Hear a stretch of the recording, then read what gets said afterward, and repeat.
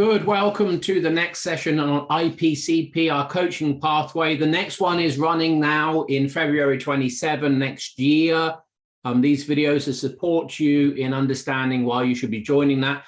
So this evening or last night, Jay ran a session and we ran into the coach's cognitive biases. So we're going to explore slightly that with the Headley and see how that is valuable and necessary for you to be across. Any questions that you have about the coaching pathway, when this video gets posted, put them in the comments and then Jay or I will respond directly to you.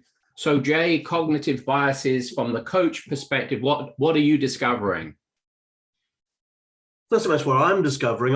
I've known that the coach needs to do the work to get their stuff out the way. Otherwise, that's going to get projected upon the client. What the cohort is really starting to realize is how prevalent that is without the work. It's a bit like trying to understand a book by reading the first chapter. You can't understand the whole book. You can't go deeply into it. So a lot of coaches think they know themselves. And some of these coaches have been through practitioner, master practitioner, and they've done the old meta coaching with us, coming into this program now, starting to realize, holy crap, my biases are quite large, and I can now actually see how they're getting in the way of me being an effective coach, an effective developmental coach. Okay. And so last night we explored thinking, your thinking preferences, and we explored your work preferences. And so thinking preferences are, I think we're looking at, do you think in terms of, well, your work preferences are, do you prefer working by yourself or in a team with others? And the important part about that is shared responsibility. Do you like to hold responsibility yourself? Even though you like working with people, then you're likely a group worker than a team worker. If you like working with people and sharing responsibility, then you're definitely a team worker. And if you like to hold responsibility to yourself and you prefer to get things done on your own, then you're definitely individual. And so, you know, we had lots of people who were team oriented, and lots of people who are extremely independent, individual oriented. Well, that's not really going to work for coaching. And as we explored that, people's faces and chins begin to drop, because it's like, oh, that's really getting in my way. I like to have responsibility. I don't like it to be shared between the client and myself. Well, that's going to facilitate over responsibility 101. And so the coach is going to start being responsible for the client. They're going to start thinking about what the client wants, how they want it. Am I delivering it? All that stuff's going to be going through their head time and time again. In the thinking, let's interrupt the monologue. So, what's a cognitive bias, and what's showing up? Enjoy a smile. And how is that different to it just being a cognitive intention? What's the variable? So it becomes a bias when it becomes a driver. And so it becomes a driver when there's a high score in one or both of the cognitive intentions, or if there are 3 cognitive intentions in a category, then across all 3. Then the category becomes a bias. Then it's a cognitive category bias, which is off the scale. Then it's part of your identity. It's part of your personality structure at that point. So hold on. Say more about off the scale. It's off the scale in terms of. So an example in perspectives. One person in the group had 90% first person, 95% second person, 100% third person. Right. That means that perspectives are now part of their identity. I said, tell me about how perspectives are part of your identity. She said, all I talk about is perspectives. I live, I dream, I think about perspectives. I'm constantly correcting people's language. It's like it's part of her identity. That's why it's so strong across the category. So the whole category becomes a driver. How does that play out as a bias for that student particularly, without going into who that was? because they'll be constantly just coming back to perspectives. They won't be referencing anything else other than perspectives. They won't be referencing cognitive biases. They won't be referencing beliefs. They won't be referencing values. They'll just go, this is a perspective problem, because that's all there is. It's like tunnel vision.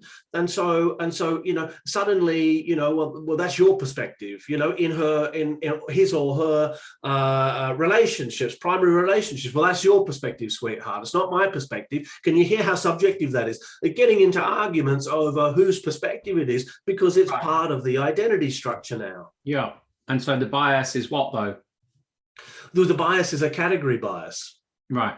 Yeah. Whereas if a person had a bias for second person perspective, and their score in second person perspective was 60%, and their score in first and third person perspective, let's say, was 25-30%, then second person perspective becomes a driver. Therefore referencing what you think other people are thinking and referencing what you think other people are feeling becomes a driver bias for you. Sure. Good. Okay. And and how is the course helping with that for the student? As we go deeply into each of the biases, the students are seeing not only how the bias runs for them, but we're having individual and collective coaching conversations where everybody's invited into the process. So I'll coach somebody to their bias by asking, what's the positive intention of the bias? How does it serve you? How does it not serve you? Really simple questions. As you sit back, do you have permission to be able to expand your thinking to include the other perspectives, to include the other views within that category? Stuff like that. But then we'll slow it down. And we'll go, what question would you ask here across the cohort? If you were this person, what's coming up for you? Who else has this bias? Right. What's coming up for you as I'm asking Bob these questions? What's coming up for you? What's coming up for you? What's coming up for you? What's coming up for you? And they're sharing. And that person who I'm coaching then's going, that's exactly what's happening for me. Oh my God, what that person said. And so we're collectively learning off, like in a group and team coaching experience, about these biases and how they play out, not only for the person who's being coached or the people who are involved, but also my partner does that. Oh my God, my partner says I do that. So awareness of these biases, unless you're aware of them, you're going to be projecting them onto your client unconsciously, which means you're outside of your awareness, and it seems as though you're being unbiased. But your thinking patterns are directing the very fabric of your thinking, and therefore the fabric of the experience of the coachee who may not share those biases. So what kind of coach can we expect to be coaching that isn't aware of these biases? What's the kind of quality? What's the likely outcome of the sessions with their clients? Well, they'll have an unconscious agenda, Joseph. So they will hold an unconscious agenda to get somewhere. Let's say they had high achievement and high influence in terms of their success strategy. Yeah. Right. So high achievement means they want an outcome. Yeah. High influence means they want control and influence. If you had that bias and you weren't aware of it, you would be controlling the coaching session toward an outcome that was yours, not theirs. Yeah. Yeah. And you're not even going to know you're doing it. Yeah. And so I did it. A client once stood up at the end of a coaching session. He looked at me and he said, "Stop trying so fucking hard." Right.